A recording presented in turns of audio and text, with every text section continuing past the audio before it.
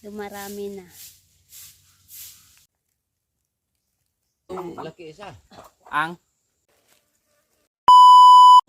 Hi guys, welcome back. Nandito kami sa bukid nila ni husband. Ngayon guys ay magsanggot kami ng guma or rubber. Ayan. Ganito po ang tamang pagsanggot ng goma, guys. Magaling po sa pagsanggot ng goma si husband. Kasi ito po yung trabaho niya nung isa po to sa hanap buhay po dito sa Zamboanga, Sibugay, guys. Ito po yung goma. Dito po sa Zamboanga, Sibugay po ang mas maraming rubber tree. Wala po akong nakikita nito sa Luzon or sa Visayas.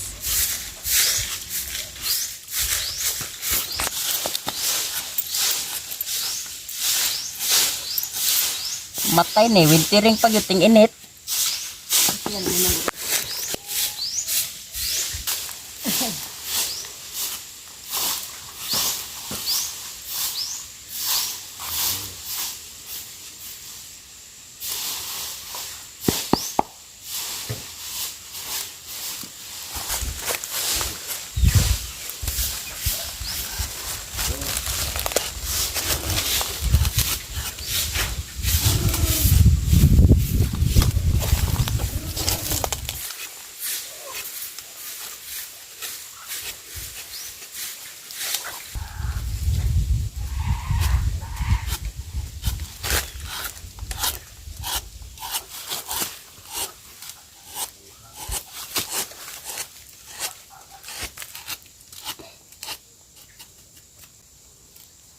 Ang pagsanggot dapat kini nakapilit diri na di gid mo siya ibulag kay ug ibulag nimo na mapahak mas kahoy. Ano premente. Na tandig na para dili gid na siya maabot ang kahoy.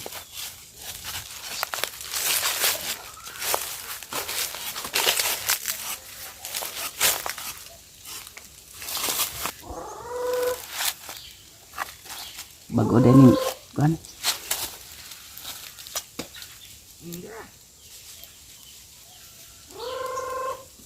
Dapat isa bagot.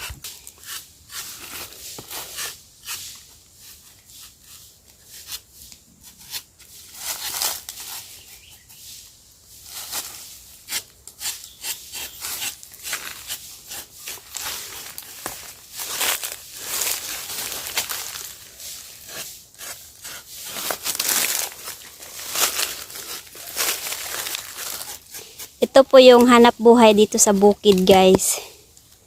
Ito po yung guma. Mabaho po to, guys, pero may pera. Kahit mabaho, may pera naman.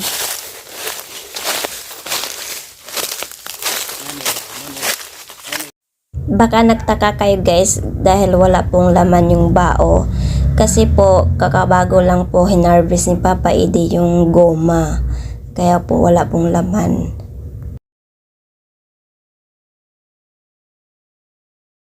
Wala po yung laman yung bao kasi kinuha na.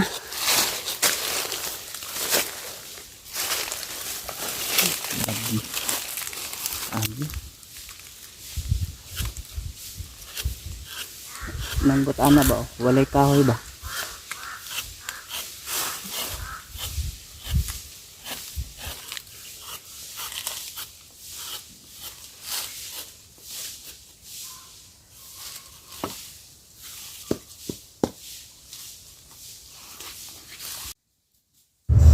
Ito na po yung katas ng goma. Pagkatapos nito mga ilang araw, magiging ganito na po ay yung goma. Tapos puno na po yung bao.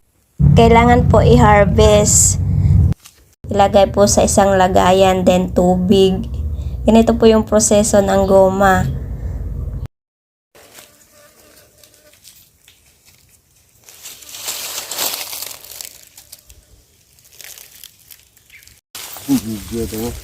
Ito na po yung guma. Dadalhin po dun sa taas. Agkoy na photo. Ha? Ngayong darating na April 2, schedule po ng bintahan ng goma. Kailangan po ihatid sa taas. Dagko ka ito.